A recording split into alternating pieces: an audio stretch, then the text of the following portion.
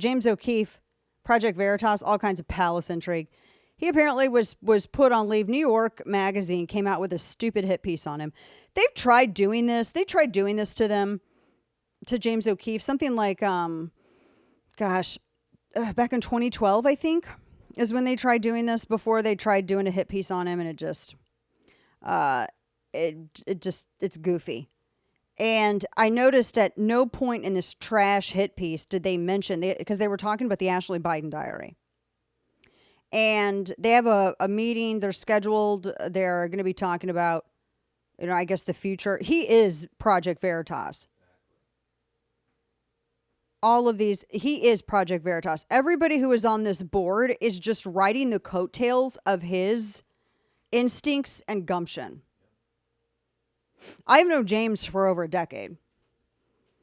And I was reading too, because Lorraine was putting in some of the trash that they've been writing about him. It's so ridiculous that because some of this is centering on the Ashley Biden diary. So if you're unfamiliar with that, I think the feds are trying to put pressure on Project Veritas. I think it's more because some people are asking, well, is it Pfizer? Is it Pfizer? I don't actually think it's Pfizer.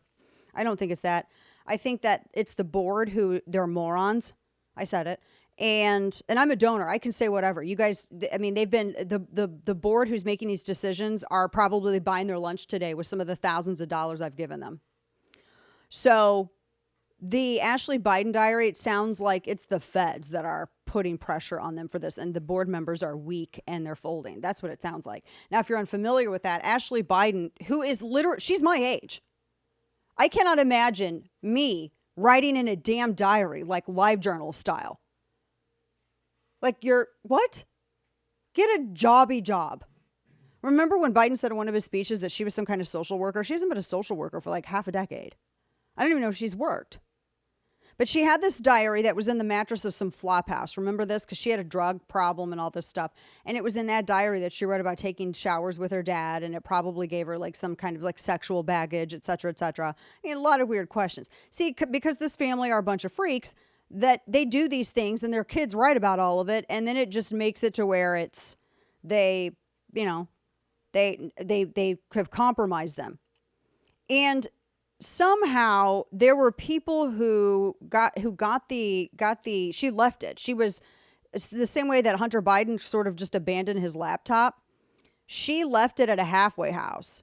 Apparently she didn't put it in storage. She literally left it in a flop house mattress. And they tried to lie and say someone broke in and stole it out of storage. She did not have this thing in storage. She literally had it on a dirty mattress. I have to quote a Lauryn Hill song here. Had it in a flop house mattress. And so, I don't know. Apparently someone got it. They ended up selling it to Project Veritas. And it ended up getting leaked by another entity. And James, what the magazine completely left out, he was the one who urged caution and handed it to the FBI. Now, what's funny is the FBI, and I think that what James did shows that he has more instincts than the board. Because apparently some people on the board were so upset that they had spent money and done this, and then he handed over. Well, look, sometimes that happens in this business. Sometimes it happens. He was saying, well, we want to make sure that we can confirm the veracity of this, etc. But by handing it over to the FBI, making the FBI aware of it, the FBI gobbling it up, and then reacting the way they did, they confirmed it. He didn't need to do a thing. It was already leaked out there. There was another entity that leaked it. He had the FBI confirm it by taking it and then reacting the way he did.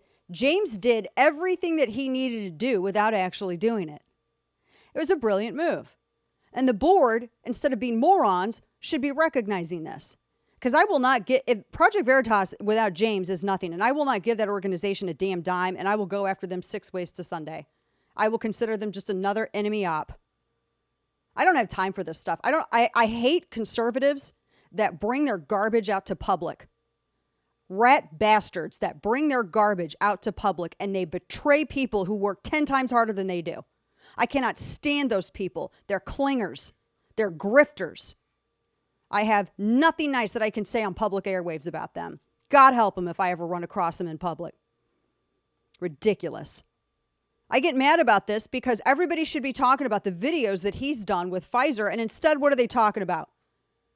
These goofballs sitting on the board doing this stuff now at this time. And one of the articles was saying that, he's a tough boss. He demands perfection. He once stole a staffer's sandwich. Oh my gosh, that your sandwich is so much more important than the future of the Republic. Are you going to live? Were you murdered? I was murdered. It sounds like, it does, sounds like, Lorraine said it sounds like the board's trying to invent excuses. I agree. Someone was saying that they thought he was too hard and that he was kind of a bully of a boss. It sounds like these people are pansies. That's what it sounds like. And he was really worried about leaks. Wow, way to prove his point.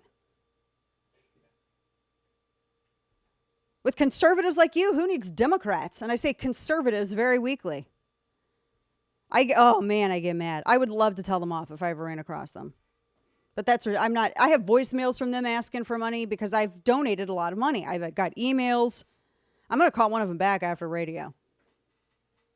Because this is so ridiculous and so stupid. They tried going after him back in 2012 with something dumb and it didn't pan out. They've tried every which way to go after him because he's very effective. There are only a handful of conservative reporters who actually do investigative work. Among them him, Luke Rosiak, and Julio Rosas.